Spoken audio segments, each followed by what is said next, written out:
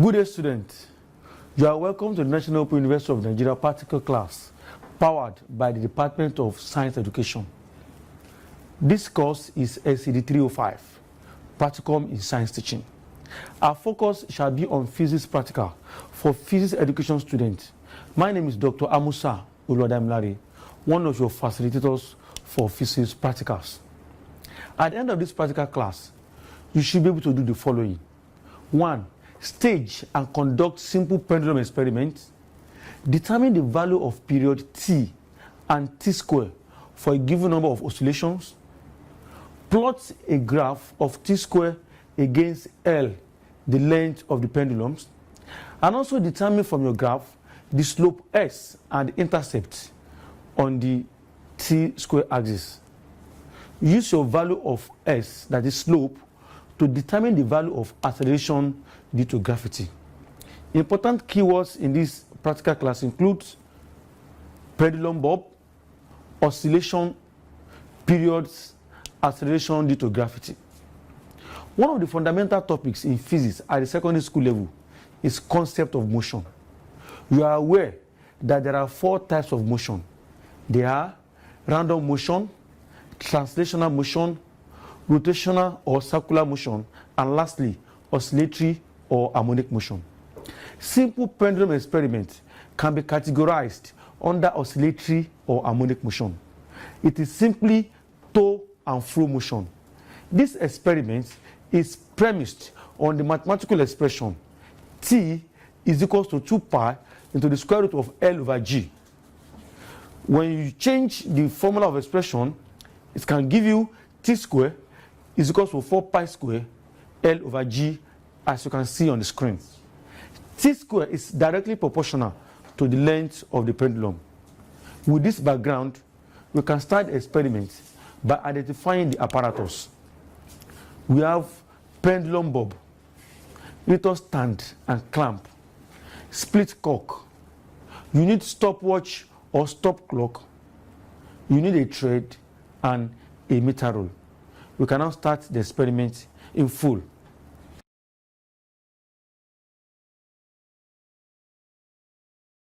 Now we are at the practical class. We have some of the apparatus here, the little stand. We have our clamp, you can see, and you have the cork, split cork. So you can divide it into 2 so that your thread can move through the split cork. The split cork will be fixed into the clamp, through which your thread, will be tightened. You're going to make use of this clock. It could be stopwatch or stop clock.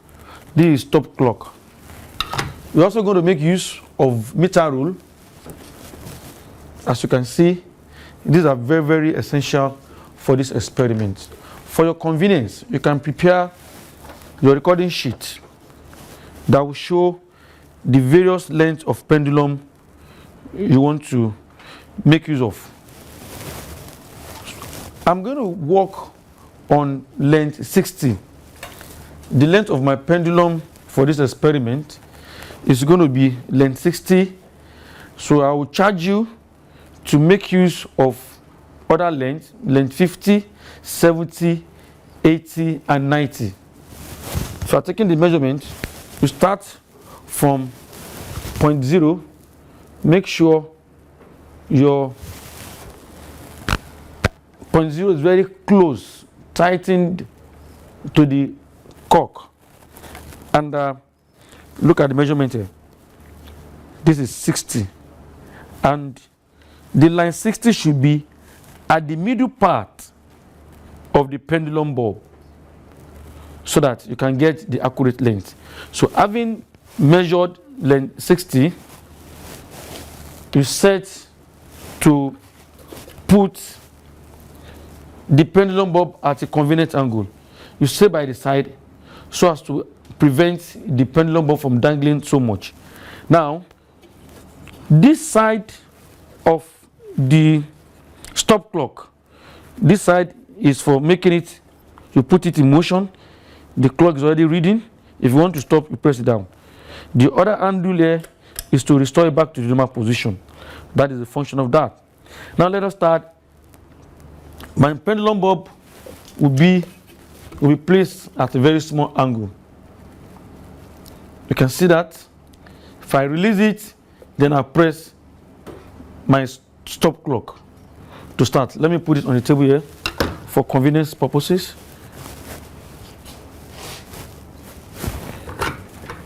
Make sure you position your hand very well. Now, 1, 2, 3, 4, 5, 6, 7, 8, 9, 10, 11, 12, 13, 14, 15, 16, 17, 18, 19, 20.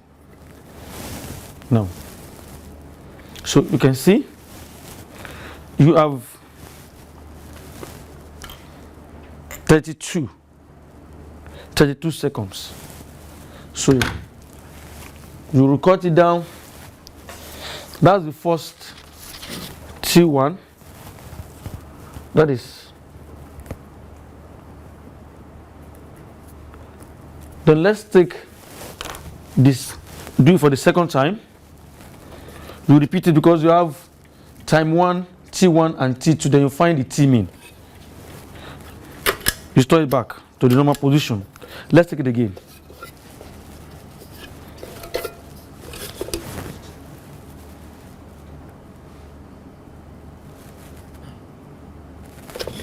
One, 2, 3, 4, 5, 6, 7, 8, 9, 10, 11, 12, 13, 14, 15, 16, 17, 18, 19, 20. So you have, for the second time, you have 31. This is 31 seconds. You also record that. The initial time we have 32, we now have 31 seconds.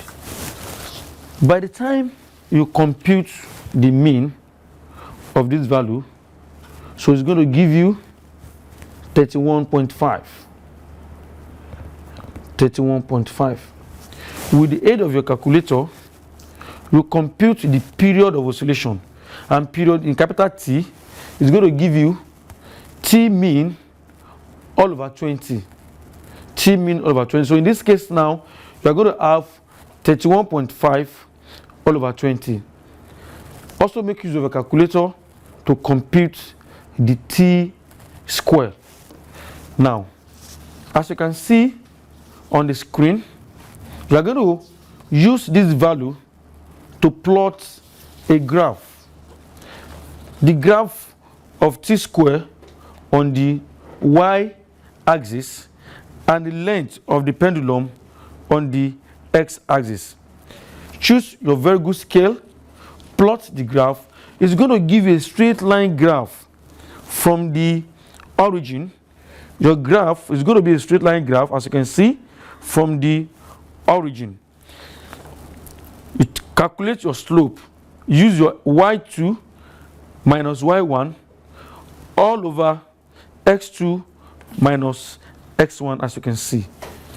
So this will assist you in plotting the graph very well and calculating the value of G. The slope will now be used in an expression, that is showed on the screen.